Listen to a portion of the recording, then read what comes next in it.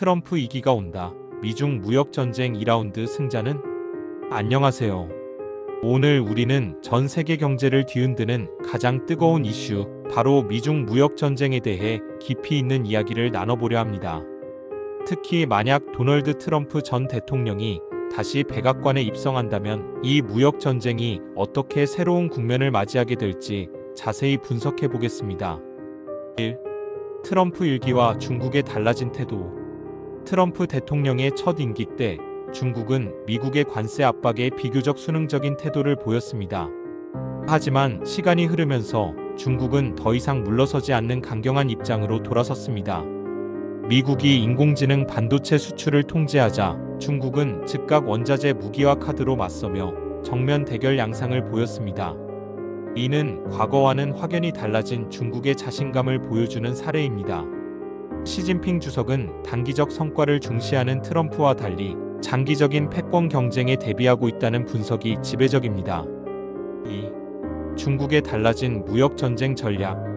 중국이 이렇게 자신만만한 태도를 보이는 데는 여러 이유가 있습니다. 첫째, 미국에 대한 의존도가 크게 줄었습니다. 중국의 전체 수출 중 미국이 차지하는 비중은 이제 15%에 불과합니다. 미국과의 무역 흑자 규모 역시 전체의 36% 수준으로 감소했습니다. 이는 미국이 관세를 높여도 중국 경제에 치명적인 타격을 입히기 어렵다는 것을 의미합니다. 둘째, 미국 기업들을 인질로 잡고 있습니다. 애플, 테슬라, 월마트와 같은 미국의 거대 기업들은 중국 시장과 생산 능력에 크게 의존하고 있습니다. 특히 애플은 제품의 95%를, 테슬라는 글로벌 생산량의 40%를 중국에서 만듭니다. 이들 기업은 미국 정부의 대중국 압박에 대해 공개적으로 우려를 표명하며 로비를 벌이고 있습니다. 셋째, 첨단 산업의 비타민이라 불리는 희토류 자원을 사실상 독점하고 있습니다. 희토류는 스마트폰, 전기차, 심지어 전투기에까지 들어가는 필수 소재입니다. 중국은 희토류를 무역전쟁의 강력한 무기로 활용해왔습니다. 미국 역시 희토류 공급망 다변화를 위해 노력하고 있지만 상업적인 생산까지는 시간이 오래 걸릴 것으로 보입니다. 3. 중국 경제의 새로운 자신감, 그리고 숨겨진 그림자. 미중 무역 전쟁 속에서도 중국 경제는 놀라운 회복력을 보이고 있습니다. 2024년 중국의 경제 성장률은 정부 목표치인 5%를 달성했습니다. 이는 대부분의 주요 경제대국보다 높은 수치입니다.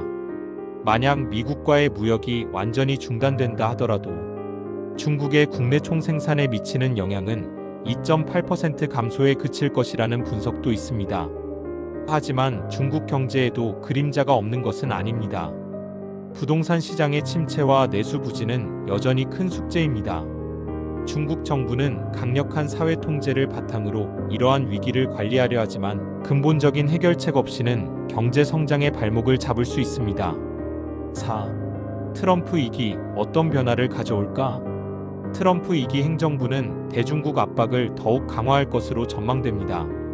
동맹과의 연대보다는 양자 관계를 중심으로 고율 관세 부과를 전면에 내세울 가능성이 높습니다. 특히 10% 일괄 관세와 중국에 대한 60% 이상의 고율 관세.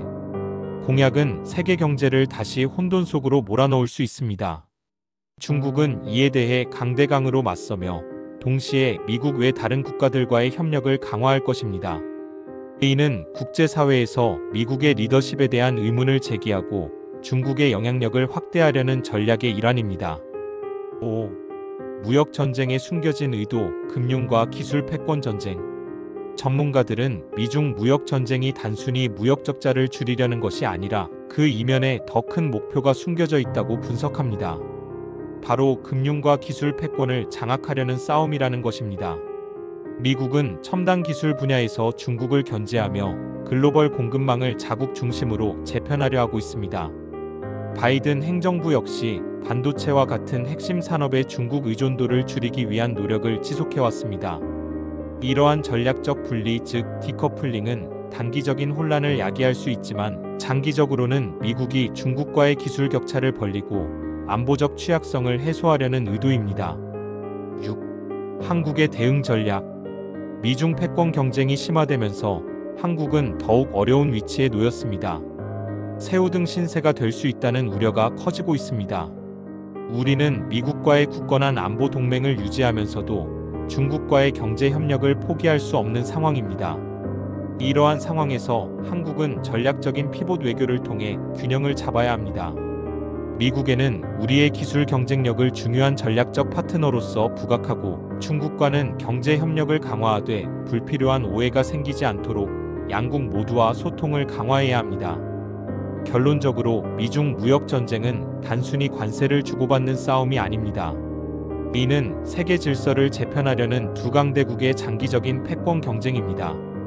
우리는 이러한 거대한 흐름을 정확히 이해하고 우리의 국익을 지키기 위한 현명한 전략을 끊임없이 모색해야 할 것입니다.